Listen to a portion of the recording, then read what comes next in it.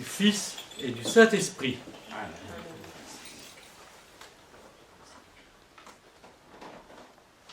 Aujourd'hui, nous voyons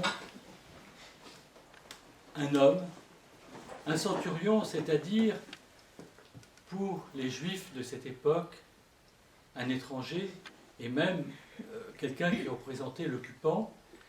Et dans l'évangile de Saint Luc, que nous n'avons pas lu aujourd'hui, les apôtres vont voir le Christ en disant « c'est un ami de notre peuple, il a même construit la synagogue ». Donc c'est un homme pieux. C'est un étranger, mais c'est un homme pieux.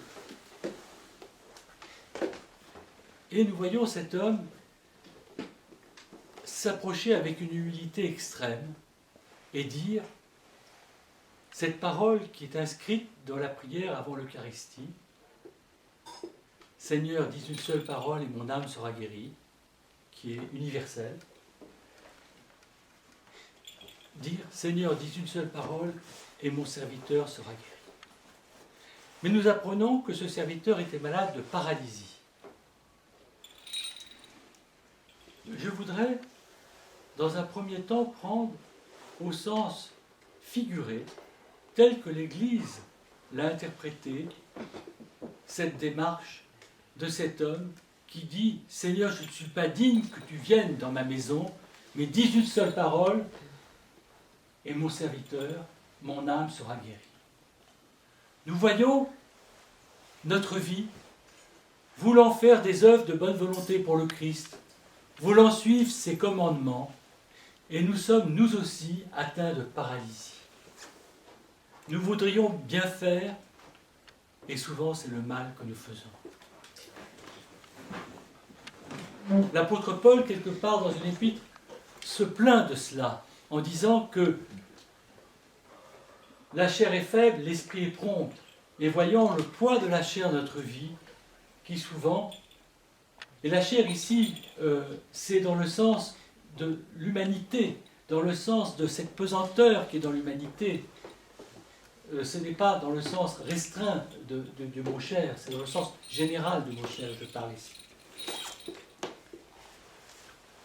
Nous voudrions vivre selon les commandements d'amour du Christ, parce que tout simplement, c'est les commandements d'amour du Christ qui libèrent.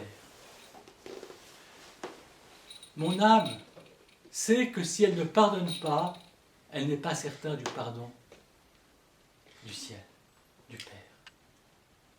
Elle sait, en revanche, que si elle remet toutes les dettes, il lui sera remise toutes ses dettes. Et comme nous avons du mal, comme nous sommes paralysés, comme nous mettons des restrictions dans le pardon. Nous pardonnons à certains, mais certainement pas à d'autres. Oui, Seigneur, mon âme est paralysée de ce que je ne pardonne pas comme toi d'une manière universelle.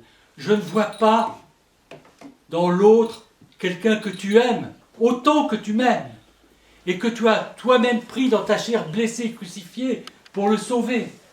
Je le condamne, je l'exclus de ton royaume à cause du mal qu'il m'a fait, alors que je devrais prier pour lui. Quand le Christ dit « aimez vos ennemis », je vous assure que l'amour des ennemis et le pardon sont les deux commandements qui apportent la paix du Christ. Nous ne connaissons la paix intérieure qu'avec ces deux commandements. Aimer Dieu, c'est le commencement de tout. Mais aimer Dieu, ça veut dire aimer les vertus du Christ telles qu'il les a vécues dans l'incarnation. Dieu s'est fait homme pour montrer que dans son humanité, il vivait ses vertus divines d'une manière parfaite en tant qu'homme, en tant que Dieu fait homme.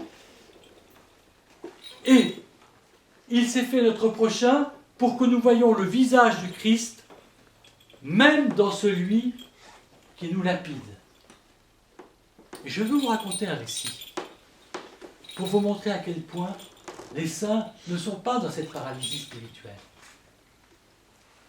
Il y avait un homme qu'on avait arrêté parce qu'il confessait le Christ, c'était au début du christianisme. Il s'appelait Stéphane.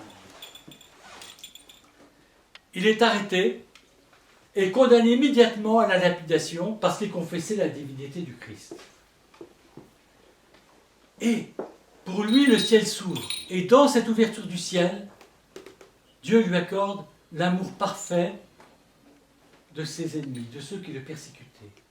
Et il regarde intensément une personne qui était là un peu à l'écart et qui se réjouissait de cette lapidation, mais il gardait les vêtements.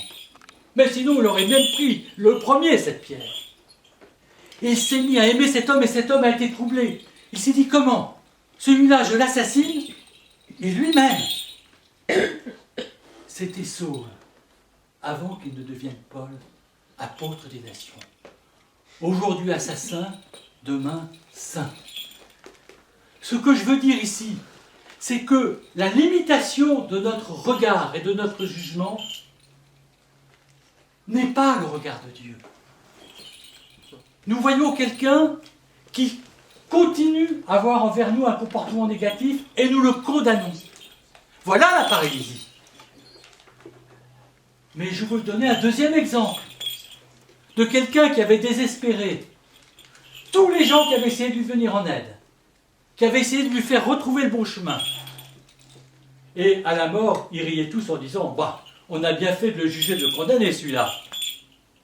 Pourtant, les pères de l'Église nous disent qu'il est rentré avant tous les saints, les prophètes, les patriarches, au paradis avec le Christ. C'est le bon larron.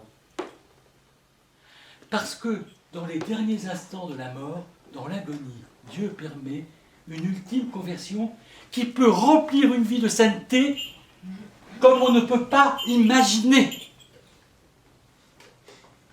Alors oui, la paralysie de l'âme, c'est de regarder les choses de manière étroite. Mais l'attitude intérieure spirituelle juste, c'est de dire « Seigneur, mon âme est paralysée, je ne suis pas capable de vivre tes commandements.